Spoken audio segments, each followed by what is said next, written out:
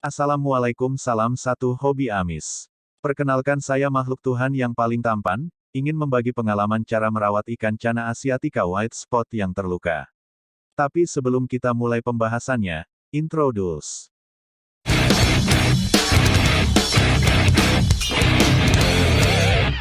Oke, sekarang kita mulai membahas. Perkenalkan, ini salah satu ikanku, si hitam yang berbintik putih.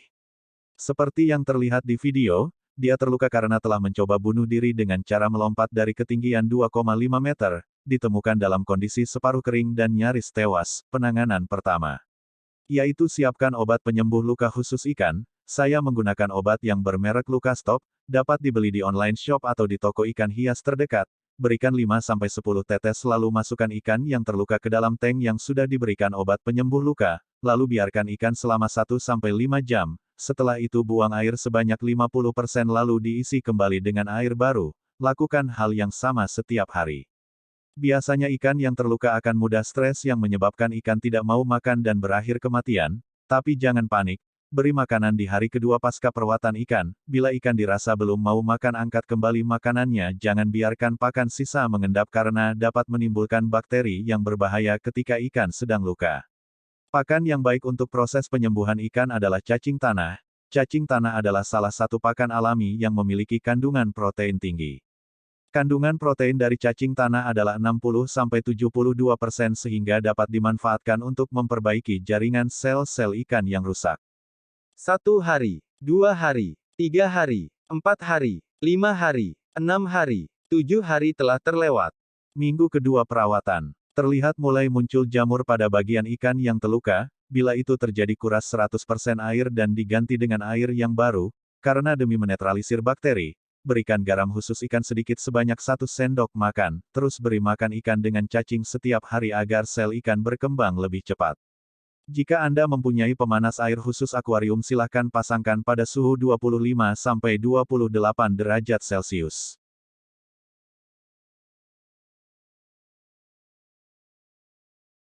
Minggu ketiga terlihat ikan sudah mulai membaik, luka di tubuhnya sudah mulai sembuh dan membentuk sisik baru.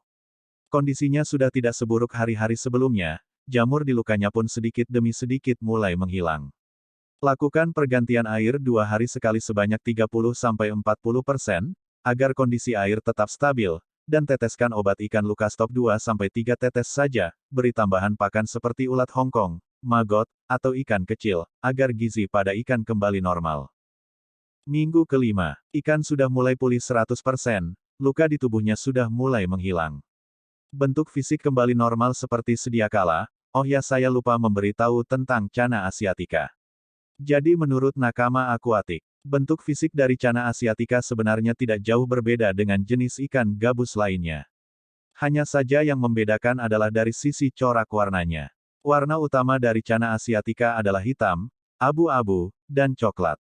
Sedangkan warna hiasannya yang berupa bintik-bintik adalah biru muda, coklat muda, hingga putih. Jadi jenis ikan gabus yang satu ini sangat mudah dikenali. Soal ukuran tubuh, dilansir dari situs resmi Seriously Fish, ikan cana asiatica dapat mencapai panjang hingga 35 cm. Cana asiatica adalah ikan gabus endemik yang berasal dari negeri tirai bambu alias Cina. Walaupun memang beberapa ada yang ditemukan di Taiwan dan Jepang bagian selatan, sebagai ikan gabus, cana asiatica adalah salah satu ikan predator. Di alam liar, biasanya ikan ini sebagian besar memakan ikan hidup yang lebih kecil dan serangga. Tips buat kamu yang ingin merawatnya adalah beri saja makanan berdaging seperti udang, cacing tanah, hingga potongan ikan.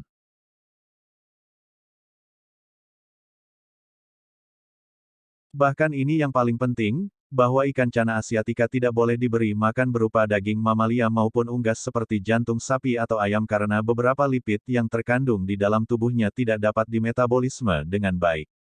Pertanyaannya adalah, bagaimana jika dipaksa mengonsumsi yang dilarang tersebut? Tentu berbahaya. Jika mengkonsumsi yang dilarang tersebut bisa menyebabkan timbunan lemak berlebih dan bahkan degenerasi organ. Wah, ngeri sekali ya. Selain itu, ada pakan yang kurang disarankan yaitu ikan mas. Jika cana asiatica dipaksa memakan ikan mas, maka berpotensi membawa risiko parasit atau penyakit dan juga ikan mas ini cenderung tidak memiliki gizi sama sekali, bagi ikan cana asiatica. Sekarang kamu mengerti kan kenapa sebaiknya jangan memberinya ikan mas. Habitat ikan cana asiatica adalah daerah lembab, hutan hujan, kolam, danau, aliran sungai yang bergerak lambat di mana biasanya bersembunyi di celah-celah, hingga di antara akar atau tempat persembunyian serupa lainnya. Ini bisa jadi informasi yang penting dan berharga. Buat kamu yang ingin memelihara ikan ini, sebaiknya peliharalah di akuarium atau kolam dengan pergerakan arus air yang lambat dan usahakan beri banyak tanaman air, baik yang plastik atau yang asli, karena habitatnya itulah, ikan cana asiatica bisa mentolerir alias sudah kebal dengan kondisi hipoksia.